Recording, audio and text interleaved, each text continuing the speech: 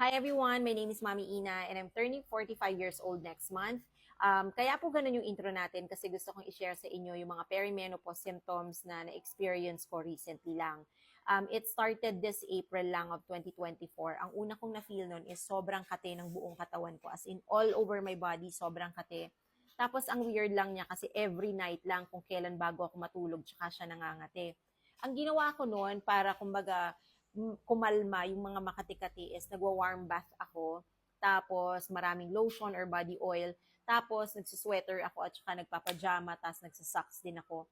Kasi parang ang pakiramdam ko noon, kapag ka may nakadampi sa balat kong ganyan or warm siya, ganon, nawawala yung kati hanggang sa makatulog na ako. Second na napansin ko noon is thinning of hair. Makapal po yung buhok ko talaga sa personal, pero ngayon sobrang nipis na niya kasi sobrang dami ng falling hair ko. Tapos, pangatlong symptoms na na-feel ko noon or na-experience ko noon is yung menstruation days ko. Regular ako, tapos 3 to 5 days usually ang mens ko, pero naging 1 to 3 days na lang. Pero since I think papasok pa lang naman ako ng perimenopause stage, parang nagpa-fluctuate pa siya.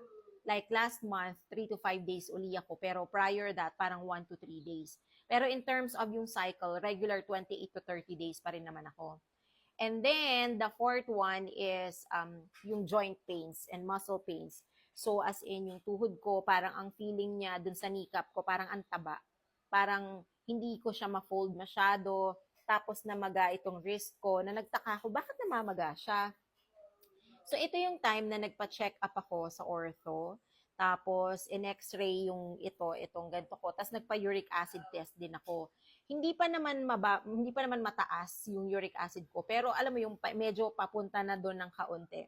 So, sabi nung ortho, hindi naman talaga sa uric acid. Pero, sinabihan ako na it's wear and tear. And since I'm 44 years old na, tinanong niya ako kung nakapagpa-check na daw ba ako sa OB ko.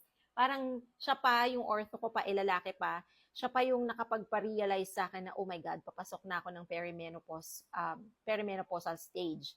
So after nun, ayun, nagpunta na ako sa OB ko. Tapos, kumbaga, in between those times pala, meron pang time na ang sakit sa breast. Parang yung feeling na dadatnan ka, pero buong araw masakit siya, ganon. So, yun yung mga na-experience ko recently. Tapos, nung nagpa-check ako sa OB ko, sabi ng OB ko, oo nga, papasok ka na sa perimenopause stage. And then, I read on perimenopausal stage. Usually, pumapatak siya ng 40 pataas sa isang babae. But in my case, kasi nagtanong ako ng history ng mother ko. Yung mother ko, nagmenopause siya at age 51. Tapos, lagi siyang nagkaka-anxiety noon, lagi siyang nade-depress, lagi siyang nalulungkot, ganyan. And marami siyang emotions halo-halo na hindi namin alam na ang cause pala is yung pagpasok ng menopausal stage niya.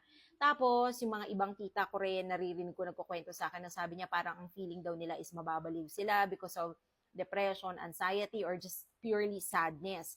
So sabi ko, nung kinausap ko yung OB, Doc, sana wag kong ma-feel yung ganon. Sabi niya, good thing daw na maaga akong nagpunta sa kanya, kumbaga nandun pala ako sa perimenopausal stage kasi mas maaalagaan niya ako.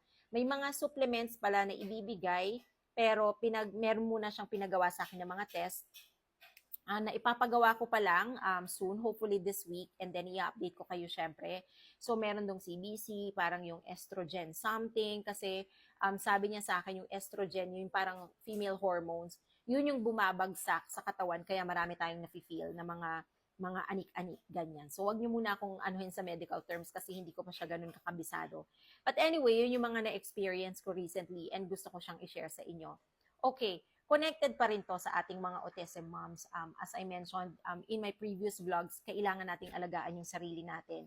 So, sa mga susunod na vlogs, I will tell you a story kung paano ako mag-rest day talaga. And binibigyan ko ng idle time yung anak ko, hindi lang puro siya. Siguro 60-40, 60% is sa kanya, but I take 40% of my time para makapagpahinga ako.